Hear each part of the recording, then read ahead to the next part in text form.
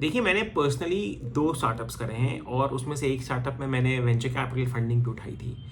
उसके अलावा मैं कई सारे फाउंडर से हर हफ्ते, हर महीने मिलता रहता हूँ, बात करता रहता हूँ, फ़ोन पे, गूगल पे या फिर फिज़िकल मीटिंग्स के थ्रू। एक कॉमन सवाल जो हर कॉन्वर्सेशन में कहीं न कहीं उठ के आ जाता है, स्पेशली अर्ली स्टेज फाउंडर्स में जो बहुत रिस्क ले रहे हैं अपनी स्टार्टअप को करने के लिए, कि वो अपनी स्टार्टअप में सैलरी लें या नहीं लें, या फिर अगर लें तो कितनी सैलरी लें। अब देखिए, startup bye it's nature, bye it's systems design एक ऐसी एंटिटी है जिसमें कि रिस्क बहुत ज़्यादा होता है। अब रिस्क जो है ना सिर्फ बिजनेस का होता है या फिर ना सिर्फ इन्वेस्टर्स का होता है, बल्कि फाउंडर्स का पर्सनल रिस्क भी बहुत ज़्यादा होता है। क्योंकि जब आप एक स्टार्टअप कर रहे होते हैं और आप जब उसमें 2 3 4 5 साल लगाते हैं, तो भी कोई गारंटी नहीं होती कि आपको सक्सेस मिलेगा ही मिलेगा। क्योंकि हम सब ने अपने आंखों के सामने देखा है, पिछले कुछ सालों में इंडियन स्टार्टअप इकोसिस्टम में कई सारे ऐसे स्टार्टअप्स हैं प्रॉपर्ली सक्सेसफुल नहीं हो पाई। अब इन केसेस में जो है नुकसान सिर्फ पैसे का नहीं होता, बल्कि टाइम का भी होता है, जिसको कि हम अपॉर्चुनिटी कॉस्ट कहते हैं। एक सिंपल एग्जांपल देता हूँ, जैसे कि मान लीजिए अगर आपने अपनी स्टार्टअप में 3 साल या 5 साल लगाए और उस 5 साल के दौरान अपनी स्टार्टअप से आपने कुछ भी सैलरी नहीं लिया, फिर बहुत मिनिमल सैलरी ली, और कंपैरेटिवली अगर आप मार्केट में जॉब कर रहे होते और आपकी सैलरी उसकी 4 टाइम्स होती, 4x, तो आपकी जो अपॉर्चुनिटी कॉस्ट है तो 3x होगी हर साल की इंटू 5 ईयर्स, यानी कि 15x। और अगर आप मान लीजिए ये जो डिफरेंस है वो 50 लाख है, 1 करोड़ रुपए का है सालाना, तो 5 साल में आपकी अपॉर्चुनिटी कॉस्ट 5 करोड़ की होगी। और वो सिर्फ अकेली अपॉर्चुनिटी कॉस्ट नहीं है, बल्कि वो कई सारी चीज़ों को ऐड करती है। आप पब्लिक मार्केट में जो इन्वेस्ट करके रिटर्न्स बना सकते थे, आप कई सारी अदर अपॉर्चुनिटीज एक्सप्लोर कर सकते थे, सैलरी हाइक ले सकते थे, वो सारी चीज़ें कहीं ना कहीं खत्म हो जाती है अपनी स्टार्टअप करने में। तो बहुत ही इंपॉर्टेंट है कि जब आप स्टार्टअप कर रहे हैं तो कहीं ना कहीं अपने इंटरेस्ट्स को भी ध्यान में रखें, क्योंकि जो फाउंडर्स होते हैं जिन्हें कंपनी को आगे बढ़ाना है, चलाना है, अपनी टीम बनानी है, इन्वेस्टर से पैसे लेने हैं, वैल्यू क्रिएशन करना है, अगर वो खुद खुश नहीं रहेंगे, अगर वो खुद उनकी फैमिली में स्टेबिलिटी नहीं रखेंगे, तो मेंटल पीस नहीं रहेगा, और इन केसेस में आपकी स्टार्टअप की हेल्थ निश्चित रूप से खराब होनी ही लिखी है। तो ज़रूरी है कि अगर आपकी फिनेंशियल स्टेबिलिटी बहुत हाई नहीं है, यानी कि अगर आप बहुत यंग हैं या फिर अगर आप मिडिल एज में हैं और आपने शायद उतनी सारी सेविंग्स नहीं कर रखी है, तो इम्पॉर्टेंट है कि आप अपनी स्टार्टअप से सैलरी ज़रूर लें,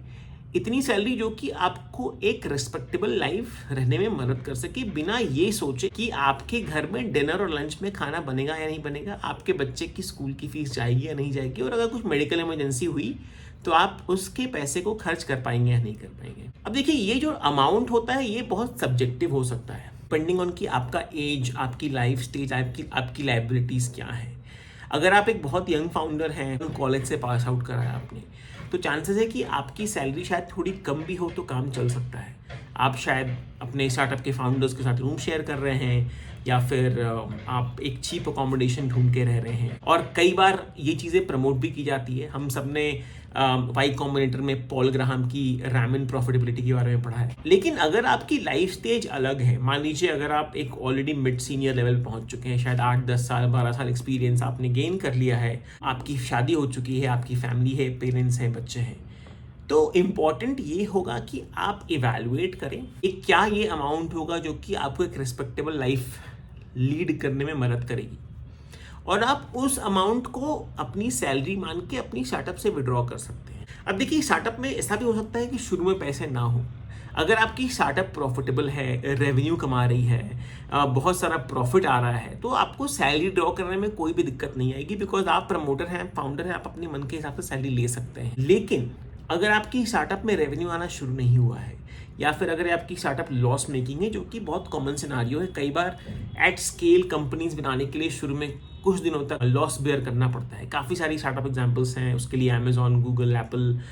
माइक्रोसॉफ्ट, उबर, इन सारे लोगों ने कई साल तक लॉस बेयर किया and then they became profitable. तो इन सब केसेस में आपको शायद बाहर से एक्सटर्नल फंडिंग लेनी पड़े। अब अगर आप बाहर से एक्सटर्नल फंडिंग ले रहे हैं, इन्वेस्टर्स लेके आ रहे हैं, तो बहुत इंपॉर्टेंट होगा कि आप अपने इन्वेस्टर से इन डिस्कशंस को upfront, before signing the agreements, clearly discussion करें कि आपको on a monthly basis XYZ amount की सैलरी चाहिए होगी,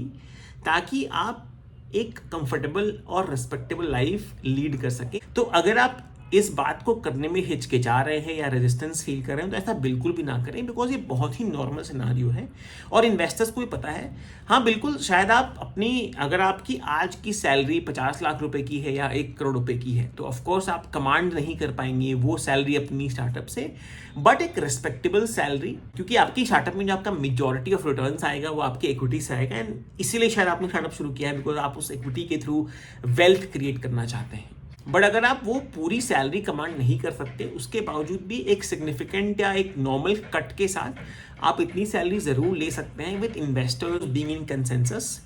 जिससे कि आप एक नॉर्मल और पीसफुल लाइफ लीड कर सकें। तो इस बात को ज़रूर ध्यान में रखिए कि फाउंडर्स या फाउंडर होने का मतलब सिर्फ ये नहीं कि आपको सिर्फ इक्विटी पे ही काम करना है। अगर आपके स्टार्टअप में पैसे आ रहे हैं तो आप अपनी सैलरी की डिमांड भी आगे बढ़ के रख सकते हैं।